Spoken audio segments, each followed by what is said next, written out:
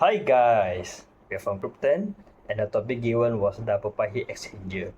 So through this video, we'd like to introduce the structure, working principle, and also the industry application of double pipe heat exchanger. And our lecturer was Dr. Aswin. So I would like to introduce my teammate first, which is me, Norman. Second will be Anis, Shi, and also Shaf. So first of all, I will talk about what is double pipe heat exchanger. Through the name of this heat exchanger, we can know that there's two pipes, which is consists of a larger diameter of pipes. Inside consists of a smaller, larger pipe of pipes. So basically, on the same time, there are two fluid where we flow through these two pipes, and the thermal energy is exchanged between the two fluids across the pipe wall. Although the name is called a heat exchanger, that means that not only cooling but also heating can be done through this process. So double pipe heat exchanger can be designed in two types, which is parallel flow. The both fluid can move in the same direction. And the second one will be counter flow, which is the fluid moves us in opposite directions. Based on our research that the counter flow double pipe heat exchanger give a better thermal energy exchange efficiency. Okay, so next, my teammates will introduce what is the major component of double pipe heat exchanger. For my part, I will start with the key components and instruction of a double pipe heat exchanger. This system is designed with two concentric pipe, meaning one smaller pipe is placed inside a larger pipe. The inner tube, also known as a core pipe, carries one of the fluid, usually the process fluid. The outer shell or casing pipe contains the second fluid, which can flow either in the same direction or in the opposite direction. Sometimes, an insulation jacket is added to reduce heat loss to the environment. There are also buffer and support that help keep the pipes properly aligned and maintain the smooth flow. At the end, we have the connectors and nozzles that act as inlet and outlet ports for the fluid. The material used in the construction are chosen based on the chemical compatibility, operating temperature and pressure, and the required thermal conductivity. For example, stainless steel is often used because it's durable and resistant to corrosion.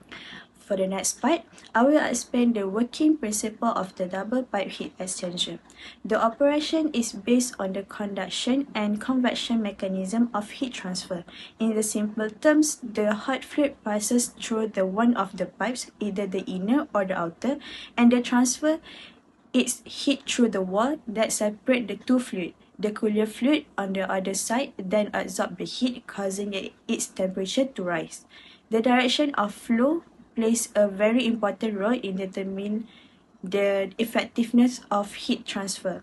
In a counterflow configuration, both fluids move in the opposite direction, allowing the maximum temperature difference along the exchanger, which gives a higher efficiency. Meanwhile, in a parallel flow configuration, both fluids move in the same direction, which is easier to design but offer lower heat transfer efficiency because the temperature difference decrease along the pipe.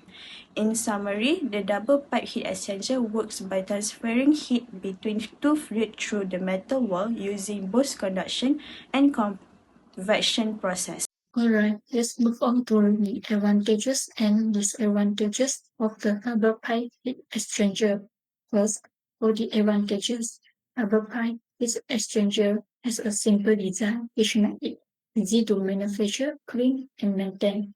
Also, it is flexible because we can add or remove the pipe section to adjust the heat transfer capacity depending on process needs.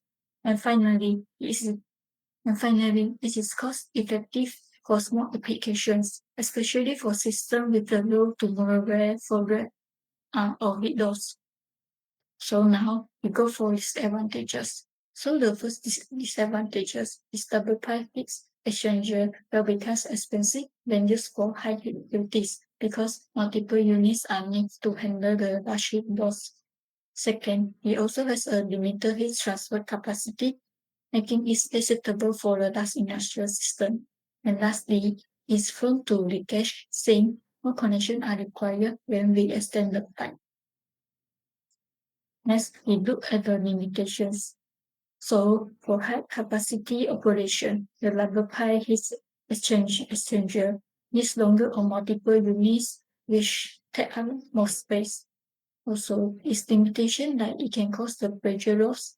A longer unit increase the flow resistance when the flow moves through the pipe, and it will slightly reduce the efficiency.